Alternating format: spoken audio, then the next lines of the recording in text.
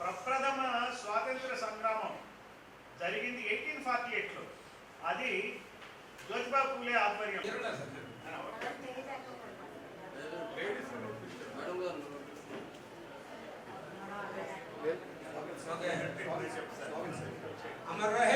अमर रहे doctor B are Ambedkar, अमर रहे doctor B are Ambedkar. మంది విలుపునట్టు కూడా నేను భావిస్తున్నాను. మరి కంటారావు గారు వచ్చారు. ఆయన జిల్లాల్లో మండలాల్లో కమిటీలు ఉన్నాయి, ఆయన ఆధ్వర్యంలో నిర్వహిస్తున్నారు. ఆయన ఎమ్మెల్యేగా అయ్యారు మొట్టమొదటిసారి. అప్పటి నుంచి ఇప్పటి వరకు కూడా ఆయన బహుజన సమాజ్ పార్టీలోనే ఉన్నారు. మా పార్టీలో ఉన్న వాళ్ళు ఎవరైనా కానీ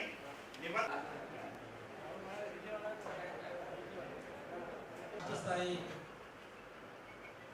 కార్యక్రమంలో భాగంగా ఈరోజు విశాఖపట్నం ఇచ్చేసినటువంటి కార్యక్రమాలు నిర్వహిస్తున్న నేతృత్వం వహిస్తున్న DGP X DGP J Purnachandrarao గారికి, ఎమ్మెల్యే లకే రాజారావు గారికి, అలాగే రాష్ట్ర ప్రధాన కార్యదర్శి కూడా చాలా కులాలని ఈరోజు రావడం జరిగింది.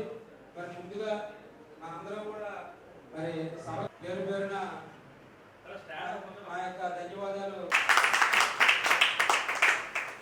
175 నియోజకవర్గాల్లో కర్ణాటక తప్పిస్తే అన్ని నియోజకవర్గాల్లో దేశం ఎట్లా ఉంది అంటే ఏ మహాపురుషులు ఈ దేశానికి సేవ చేశారు. నా పేరు కట్ట Malleswara Rao, BC SC ST minority రాష్ట్ర కన్వీనర్ని. అలాగే హ్యూమన్ రైట్స్ కౌన్సిల్ ఆఫ్ ఇండియాలో విశాఖపట్నం జిల్లా కన్వీనర్ని. ఈరోజు పౌర గ్రంథాలయంలో నిర్వహిస్తున్నటువంటి బీసీ కులాల జనగణ విషయంలో రాష్ట్ర నాయకులు పూర్ణచంద్రరావు గారు, భరద్వాజ్ గారు, అలాగే రాజారావు గారు కార్యక్రమానికి వచ్చేశారు. ఈ కార్యక్రమం మన విశాఖపట్నం జిల్లా బీఎస్పీ అధ్యక్షులైనటువంటి మన శివప్రసాద్ గారి ఆధ్వర్యంలో జరుగుతూ ఉంది. ఈరోజు ముఖ్యమైన విశేషం ఏంటంటే బీసీల కులజన జరగాలి అనేటువంటి నినాదంతో ముందుకెళ్తూ ఉన్నాం. కేంద్ర ప్రభుత్వానికి ఎంతమంది ఎన్ని రకాలుగా విన్నవించినప్పటికీ కూడా ఖాతరు లేకుండా చేస్తూ ఉంది. ఏ కారణం చేత బీసీ కులాలు వైజీగా గుర్తించిన రోజుని వాళ్ళు ముందుకు వచ్చేస్తారేమో అనేటువంటి భయంతో మన కులజన జరగటం లేదు. అంచేత కేంద్ర ప్రభుత్వానికి ఇటు రాష్ట్ర ప్రభుత్వానికి డిమాండ్ చేసేది ఏంటంటే బీసీ కులజన జరగాలి అనేటువంటిది మా ప్రత్యేకమైన డిమాండ్. అలాగే కేంద్ర ప్రభుత్వం బీసీ కులజన చేపట్టి పార్లమెంట్లో కానీ అసెంబ్లీలో కానీ మాకు రావాల్సినటువంటి వాటా దామాషా ప్రకారంగా ఇవ్వాలి. రెండో డిమాండ్, రాష్ట్ర ప్రభుత్వం బీసీ కులజన చేపట్టాలి.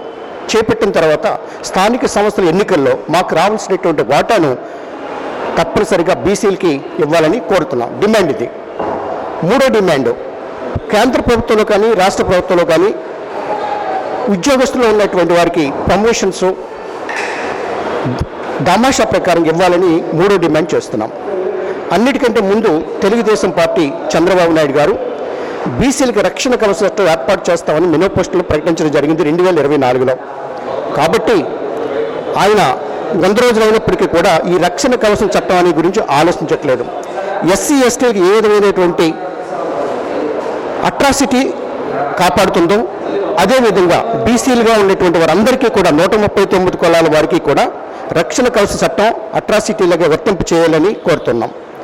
అన్నిటికంటే ముందు కేంద్ర ప్రభుత్వంలో బీసీలకు మంత్రిత్వ శాఖ ఏర్పాటు చేయాలనేటువంటిది 5వ డిమాండ్.